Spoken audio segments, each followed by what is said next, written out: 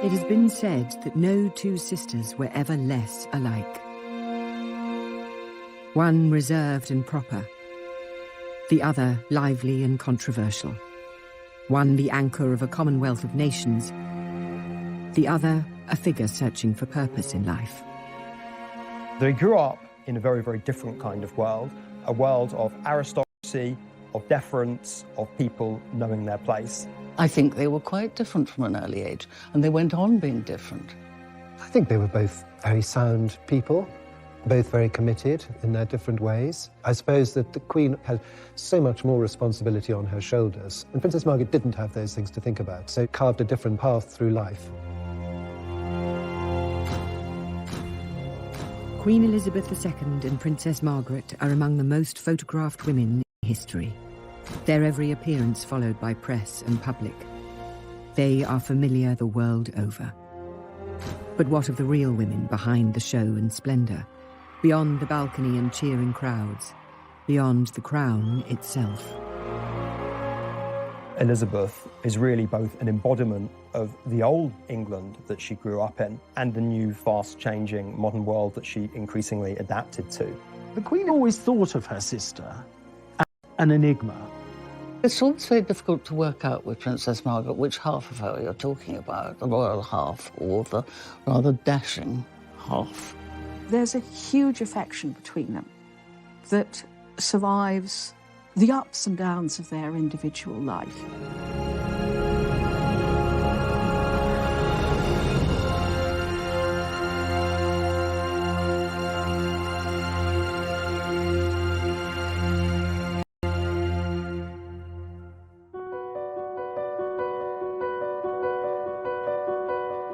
The contrast between the sisters was there from the beginning.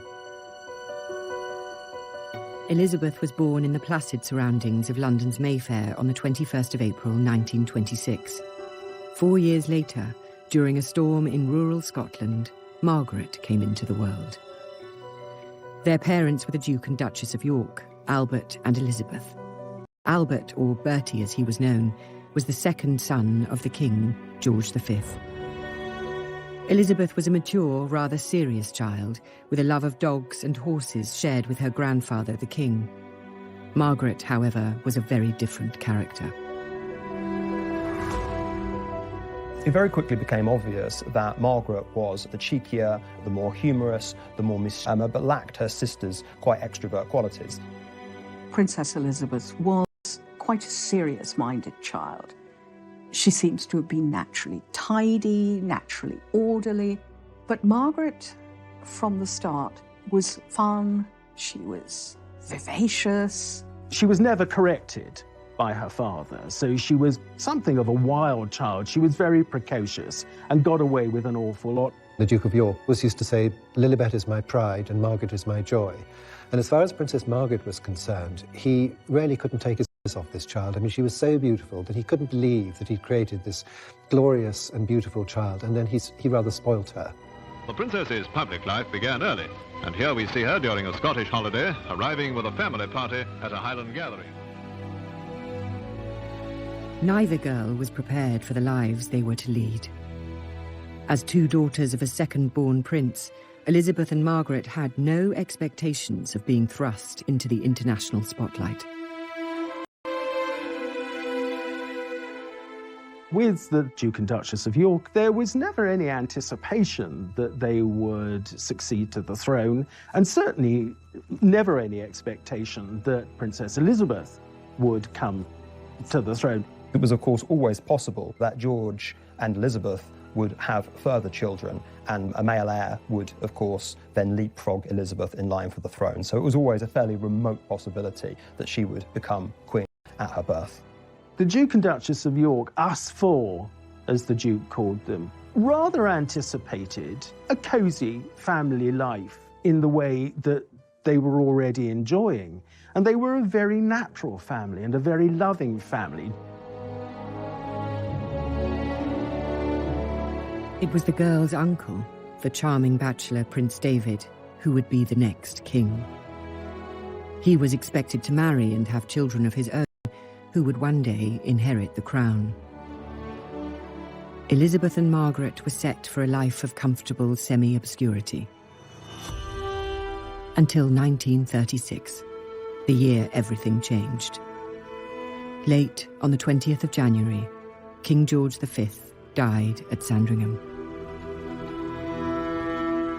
He'd been unwell for quite some time, and it went back to the Great War, when he was thrown from his horse while reviewing troops in France and suffered from chronic obstructive pulmonary disease and pleurisy. Now, that's a progressive condition, so it didn't get any better. The only witness to the king's final moments in this regard were his physician, and his physician claims to have administered a lethal dose of morphine euthanasia.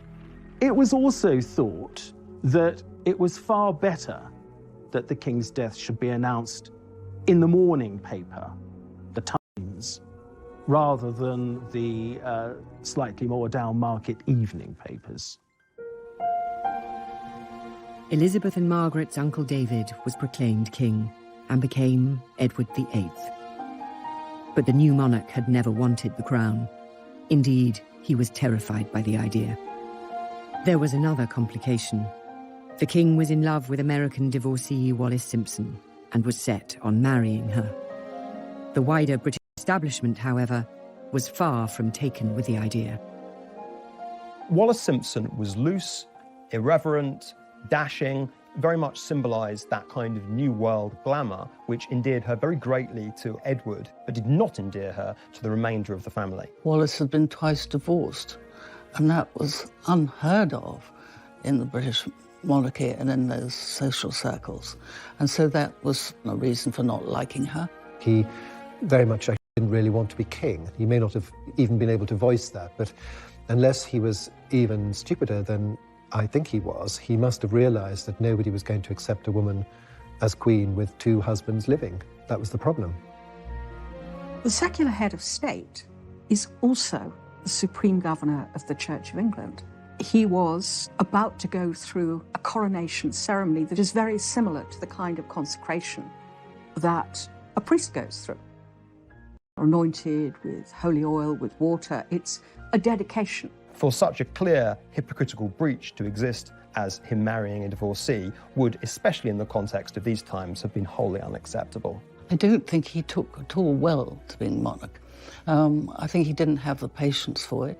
His own grasp of detail, particularly in regards to the empire, particularly in regards to the industrial disputes which were enveloping the country, really left quite a lot to be desired. Indeed, it is said that George V predicted, rather darkly, that if Edward became king, he'd ruin himself within a year. A constitutional crisis was gripping Britain. The public were unaware, the press was muzzled, and the king's affair kept secret. Finally, unable to renounce the woman he loved, the king gave up his crown.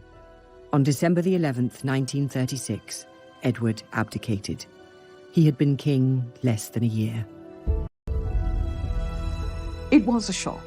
It was seen, I think, popularly as a dereliction of duty. There were those who thought Edward should stay and should be allowed to marry Wallis Simpson, and there were those who just thought this man is a waste of monarchy from a man who would have been a pretty awful king. A crowd gathered outside Bertie's house in Piccadilly. The new king's family had moved out of their home into the vast and cold magnificence of Buckingham Palace. The lives of Elizabeth and Margaret were transformed. Elizabeth was now next in line to the throne. The training for her future role began at once.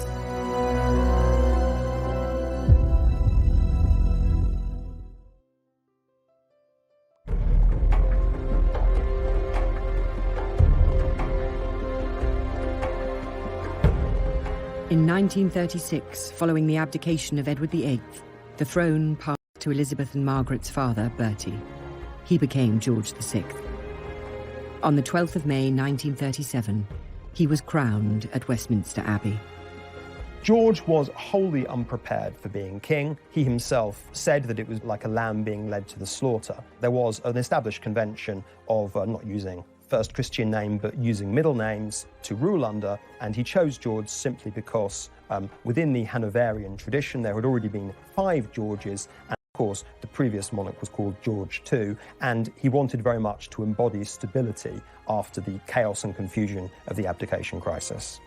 The Duke of York realised that he might have to step forward and become king without having had any experience at all of state papers, any of the training that his brother had had. He went in absolutely cold.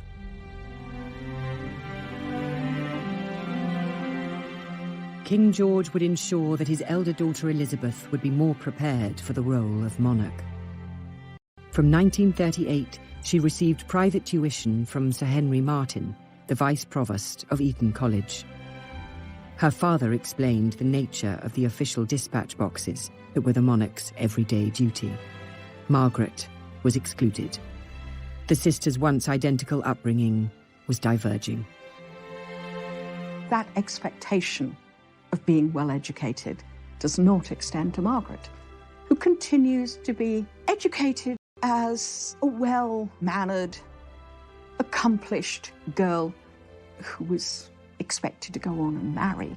So singing, piano lessons, French conversation become important, but not constitutional history, not the hard lessons of theology. They were still loving sisters with the same bond that they always shared. This was a very definitive event which exacerbated early tendencies that the girls may have already had, Elizabeth to duty and Margaret to constitutional decision-making. Beyond the girls' classrooms, the world was in crisis. The aggression of Nazi Germany had sparked a new conflict in Europe. It was suggested that Elizabeth and Margaret be evacuated for their own safety. They weren't moved overseas simply because it was thought very important to send the right kind of message, to send the message that the royal family was not running from the threat of Nazi Germany and everyone would very much remain in post. The king needed the Queen to be with him. She wasn't going to leave, and the daughters weren't going to leave. They were all basically going to stay together. And it was actually a very powerful message. The images that were coming out of Germany were all sort of nasty pictures of people stomping around in black uniforms and raising their arms and shouting. What did you get from England? You got Queen Elizabeth in a pony cart with the two princesses bicycling behind her. I mean, which would you prefer? Because of events and invasions going on in Europe, the Queen said that it would be a good idea to take the princesses to the greater security of Windsor Castle for the rest of the week. And as Princess Margaret said, we were supposed to go for 5 days and we stayed for 5 years. The castle seemed forbidding at first. Its fineries had been put into storage. The blackout shrouded it in darkness. But though tremors caused by explosions in London could be felt in the castle, the girls were safe. As the war progressed and the sisters grew, Elizabeth took on more and more public responsibilities. After she turned 18 in 1944, she joined the Auxiliary Territorial Service as a mechanic and driver. Princess in overalls. Elizabeth is in the ATS, or British, and at the King's request, is being treated just like any other trainee. Now, visited by her parents and sister Margaret Rose at a training station in southern England, she shows them she knows a fan belt from a spark plug all right and isn't afraid to get her hands dirty. The Women's Auxiliary Army Corps and the ATS were much more for ordinary girls. And so I think it was intended to send a message that the royal family was not so different. They were not elitist in an unpleasant way. Elizabeth learned how to drive an ambulance, learned how to be a mechanic, indeed even learned how to fire a revolver. These were, of course, propagandistic tokens, but nonetheless, a pretty young princess chipping in with the war effort was definitely designed to boost national morale. I think it was very, very much appreciated by the public and by her. She loved it. She loved it just up her street. While the war brought her closer to the public gaze, it also brought her love. And for this sensible, pragmatic girl, her choice was unexpected. In July of 1939, when the Queen was just 13 years of age, she inspected a Royal Naval College at Dartmouth, and one of the young officers she was introduced to was this dashing, handsome Prince Philip. I think it is fairly plain that the extremely good-looking, extremely charming, extremely glamorous Prince Philip caught the eye of Elizabeth, and that her jaw dropped. 3 years later, the couple spent Christmas together while Philip was on leave from the Navy. They then began exchanging frequent letters. But Elizabeth's parents, the King and Queen, did not approve. The king had his doubts about Philip. There was the feeling within the royal family that all of this was too much too soon. The thought of somebody coming and taking away his daughter at the young age of 21 wasn't, I suspect, totally appealing, as it wouldn't have been maybe to many a father. We must remember that Elizabeth set her eyes on him for the first time at the age of 13, and there was an acknowledgement, even then when people generally got married a great deal earlier than now, that this might just simply be a girlhood crush that would blow over.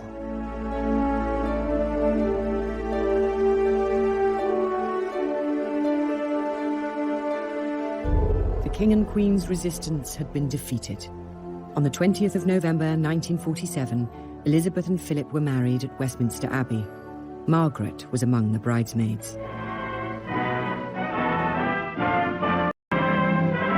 Elizabeth and Philip take their places on history's pages. To the stirring strains of Mendelssohn, they march as man and wife toward the west door amidst nearly 3,000 invited spectators.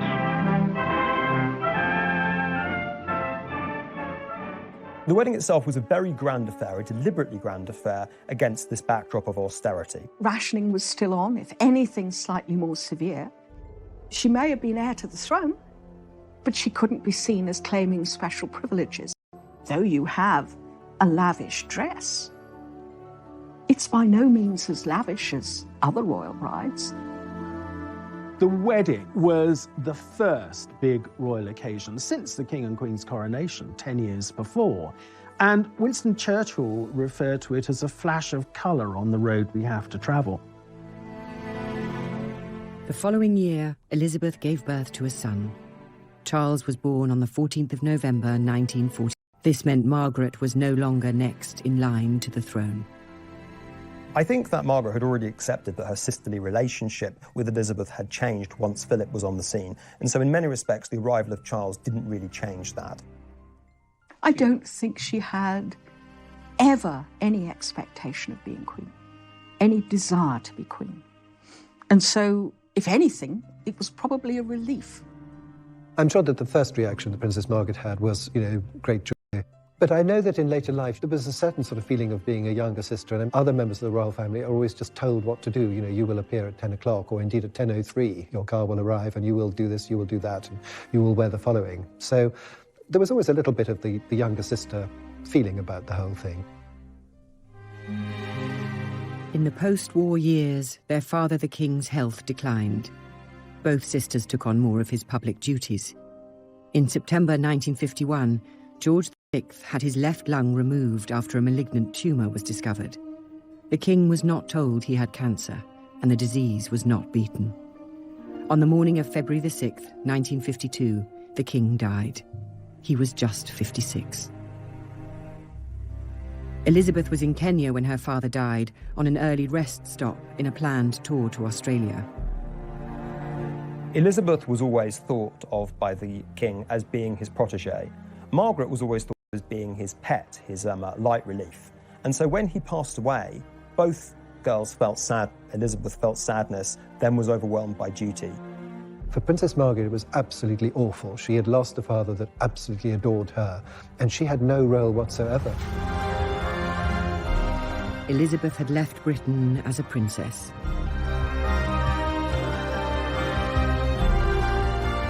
She returned as its queen. But what did the future hold for Margaret?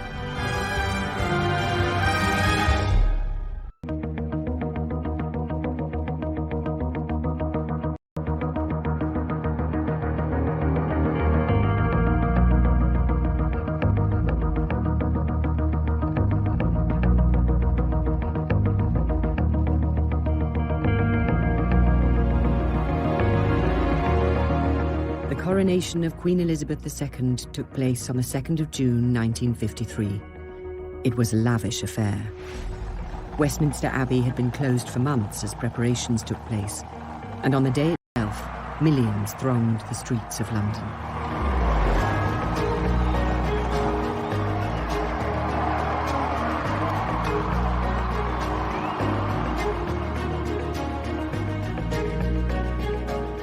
Westminster Abbey was transformed. Proud people. The coronation was to be an end to austerity. It was to inaugurate as the new Elizabethan age.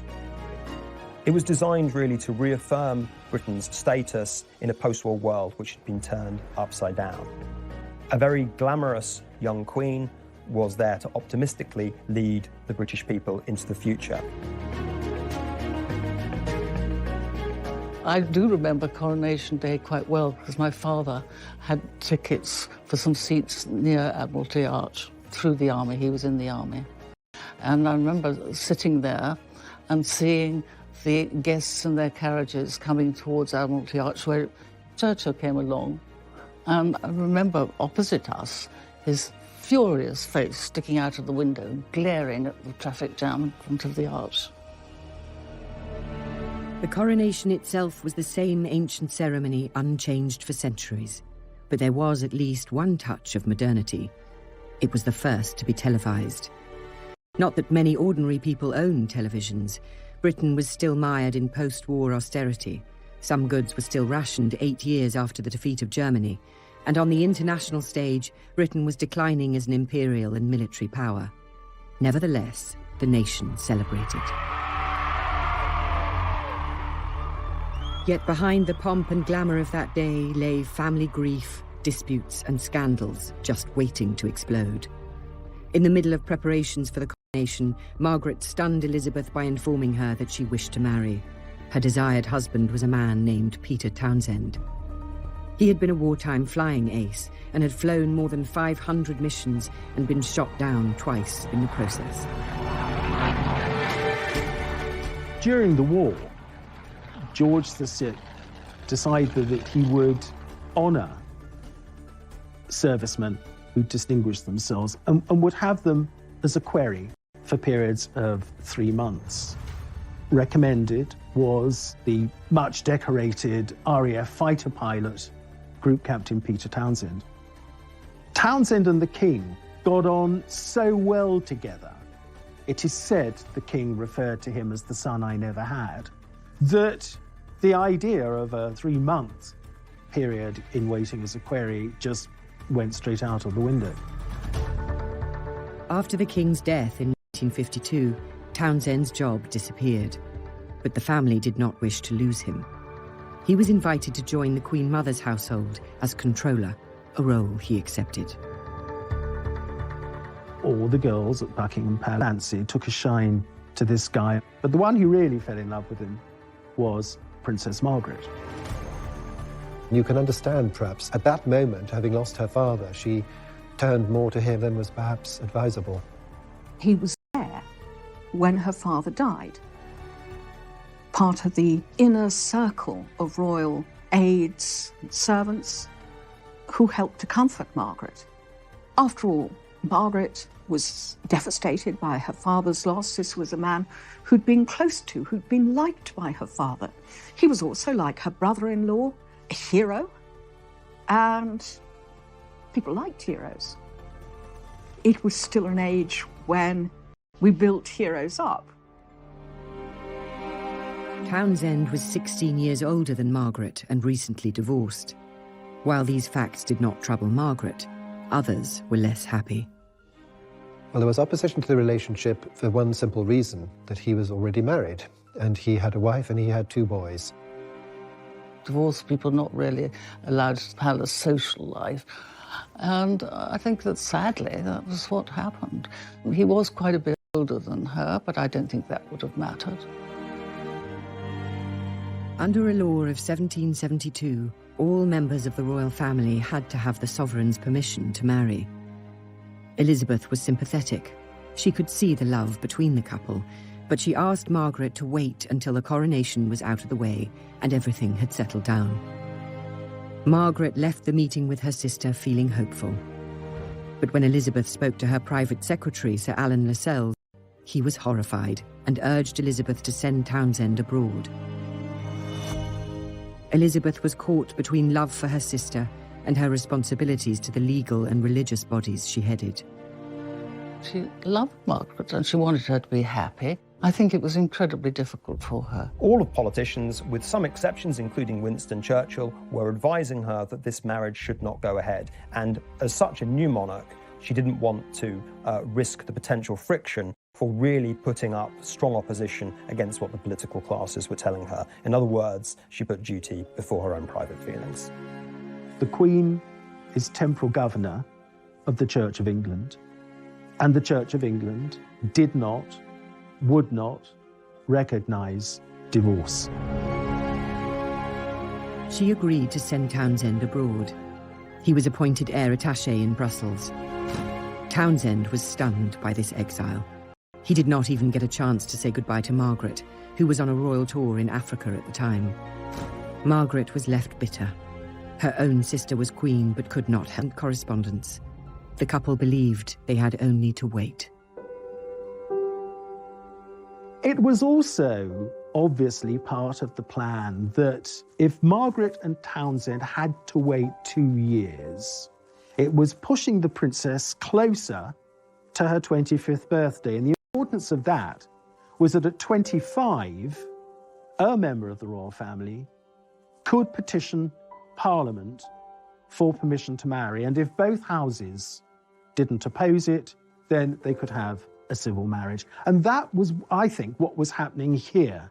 Margaret was going to be 25 in August of 1955. As the press counted down to the date, speculation grew that an engagement announcement was imminent. But her birthday came and went with no announcement. Finally, on the 31st of October 1955, Margaret released a statement to the press. Her relationship with Townsend was over, it said. There would be no marriage. The decision not to marry Group Captain Peter Townsend is reached by Britain's Princess Margaret, here arriving with her mother for a formal family appearance at London's Royal Opera House. In putting duty and religion ahead of her heart, Margaret had the example of her sister, the Queen, who dutifully entertained the President of Portugal while the family crisis neared a climax. Queen Mother Elizabeth approved her daughter's decision. Strongly opposing the marriage was the Archbishop of Canterbury. The traditional interpretation has always been that the Prime Minister and ecclesiastical figures really threatened Margaret with the withdrawal of her royal allowances and her HRH if her marriage with Peter Townsend went ahead.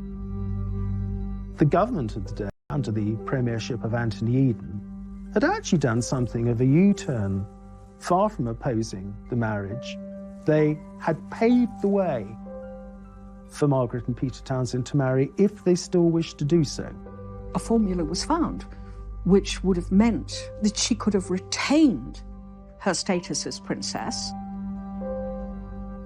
We now know that Princess Margaret, had she wanted to marry him, would have lost nothing but her place in the line of succession. They really didn't want to create a martyr of Princess Margaret where her own personal desires were paired off against the establishment. It was not government pressure that had ended the relationship between Margaret and Group Captain Townsend. The truth was far simpler.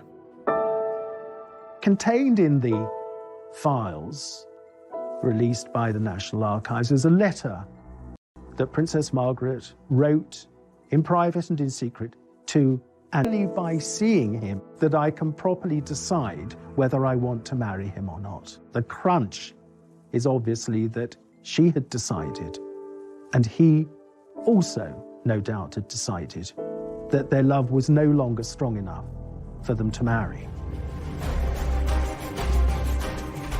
If Elizabeth hoped her sister would find someone more suitable, she would be disappointed.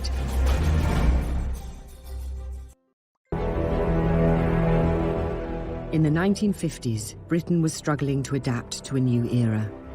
Its reign as a global power had passed, Foreign policy humiliation in the Suez Crisis had toppled Prime Minister Anthony Eden, and the country's diminished role on the world stage had been exposed. As sovereign, Elizabeth was a beacon of stability in such uncertain times. But, as ever, Margaret's role was less defined. She was an important adjunct in the 50s and early 60s to her sister, where she took on royal associated duties that freed Elizabeth up to do other things. Margaret became a very glamorous figure. She also started smoking in public, bringing out the characteristic elegant long cigarette holder, and was charged with doing things like opening hospitals, smashing bottles of champagne against ships in a very glamorous manner. Princess Margaret does have the reputation of having been a party girl, which of course she was. But we also have to accept that she was also a very hard-working member of the royal family. In 1957, Margaret became president of the new Royal Ballet, a reflection of her lifelong passion for theatre and the arts. Nevertheless, she was nearing 30 and still unmarried. In 1959, Peter Townsend wed a young Belgian woman with a striking resemblance to Margaret. Just months later, the princess surprised many by announcing an engagement of her own. Anthony Armstrong-Jones was not the usual royal match. He was from a wealthy background, Eton then Cambridge, but he had no fine title or lands. He was a photographer. Margaret was really enjoying the fruits of some of the major social changes starting to appear in this company. Lady Elizabeth Cavendish gave a dinner party in February 1958, which Tony Armstrong-Jones was one of the guests. And Princess Margaret had never met him before. I think the influence of Anthony Armstrong-Jones was really to introduce her to normality. She was smuggled on the back of a motorcycle, disguised in a headscarf and dark glasses, to Armstrong-Jones' rented flat in Rotherhithe Street. The princess said that it was the most romantic setting, and this was their bolt hole. It had a bay window overlooking the Thames. You looked to the right, and there were the docks, and you looked to the left, and there was a bend in the river, and you saw Tower Bridge and St Paul's Cathedral beyond it, and at high tide, she said, swans would look in. Their relationship was kept secret, so the country was stunned in February 1960 when Princess Margaret's engagement to the photographer was announced. Their wedding was in Westminster Abbey on the 6th of May 1960. It was the first royal wedding to be broadcast on television. Millions tuned in around the world. I think as a sister, Elizabeth was very happy that Margaret had been able to find a man she loved. I think as Queen, even though Armstrong-Jones was not ideal, was not a society man at all, he was, given Margaret's status as a rebel, really about the best that they could hope for. Princess Margaret at that time was hugely popular. Everything she did made news. Everything she wore made news. So when she married, this was an occasion of great celebration. Everybody was frightfully pleased with the sort of glamour of the wedding. And Princess Margaret looked wonderful, and he was a talented photographer, and it all seemed very modern and just how it should be. The whole thing really was a very, very beautiful occasion. I mean, I can remember being a young schoolboy, totally enthralled watching this on the television. Despite the excitement of that day and the 2 children born in the years that followed, the marriage soon became troubled. Mutual infidelity, drugs, and alcohol strained the relationship to breaking point. I think that 2 worlds very much collided. Armstrong-Jones's bohemian, free lifestyle, and Margaret's unwillingness to dispense with, shall we say, all of the accoutrements of wealth and prestige and fundamentally royalty. It was a very curious relationship, and although she was a princess and he wasn't a royal, I think that he had the upper hand. And as things got worse, he was better at being nasty than she was. Within 3 years of them having married, the emerging tabloids and the red tops were becoming much, much more hungry for scandal and also, crucially, much more prepared to print scandal. Margaret was always the sort of go-to person for royal scandal. He had much loyaler friends, it seems, than she did, because he always seemed to come out of it, as far as the public was concerned, rather well, whereas she didn't. Press deference to royalty was a thing of the past. Newspapers covered the breakdown of Margaret's marriage in gleeful detail. It was far from the only change in Britain during Elizabeth's reign. By the time of her Silver Jubilee in 1977, old-class divisions and social taboos were fading. The British Empire had transformed into a commonwealth of independent nations. The crown, Elizabeth, was the thread tying them together. As she guided the monarchy and nation through crisis and triumph, her sister Margaret was left without a role. She may have been an icon of the 1950s and 60s, but as the decades passed, her star waned. Like her father, Margaret was a heavy smoker for much of her life. Like him, she would suffer the consequences. From the late 1980s, her health began to decline. After several severe strokes, she died on the 9th of February 2002. She was 71.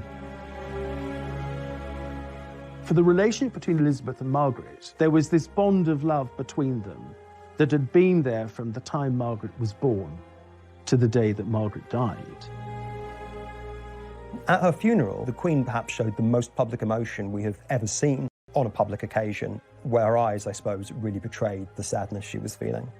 To have to come to terms with the death of your younger sister, who you could expect, certainly to live with you into old age, is very hard. When the princess died, that was quite a blow to the Queen, followed, as it was 7 weeks later, by the death of her mother. She is said to have said her biggest nightmare would be losing her mother and her sister. And that, of course, is what happened in 2002. Princess Margaret's life, though privileged, was a sad one in many ways. Margaret was a flawed and often troubled woman. She did not have her sister's weighty responsibilities, but nor did she have the certainties. I think that what Margaret did was really stretch at the limits of what it was acceptable to do for a woman in her position. This, I think, created a precedent and also much more breathing space for future younger royals to enjoy, even in the celebrity-infested world. You task some aspects, well, who doesn't? I would actually say she was probably a pretty supportive member of the royal family. She did do her bit. On a day-to-day basis, her life was very full. She had very interesting friends. She went to the ballet, she went to the theatre, she read books, she was alert, interested in things, she loved music, and wasn't boring. She, too, helped to modernise the monarchy, to bring it into what, at that time, was the 20th century. For her sister, the Queen, however, her history is still being written. The monarchy has shown itself under the Queen's leadership to be flexible, adaptable, and something that can be seen as both a stable institution and something that can change and reflect new values. I think more than anything else, for Britain's own conception of itself as a post-war nation, she was definitive. She has been criticised, her family have been deeply criticised, and by just being herself and keeping going and being... ended up inhabiting when they were a lot older was one where the social class system had died and the mass celebrity and media age was dawning. In the case of Margaret, you could say that she was very much a product of that age that was unveiling. In the case of Elizabeth, she managed to be its architect.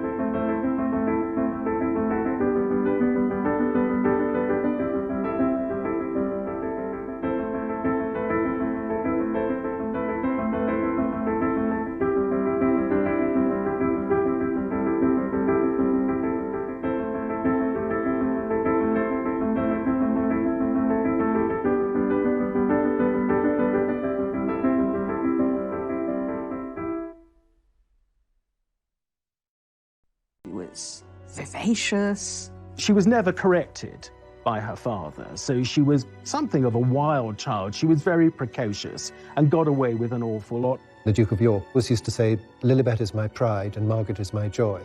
And as far as Princess Margaret was concerned, he really couldn't take his eyes off this child. I mean, she was so beautiful that he couldn't believe that he'd created this glorious and beautiful child, and then he rather spoilt her. The princess's public life began early, and here we see her during a Scottish holiday, arriving with a family party at a Highland gathering. Neither girl was prepared for the lives they were to lead. As two daughters of a second-born prince, Elizabeth and Margaret had no expectations of being thrust into the international spotlight.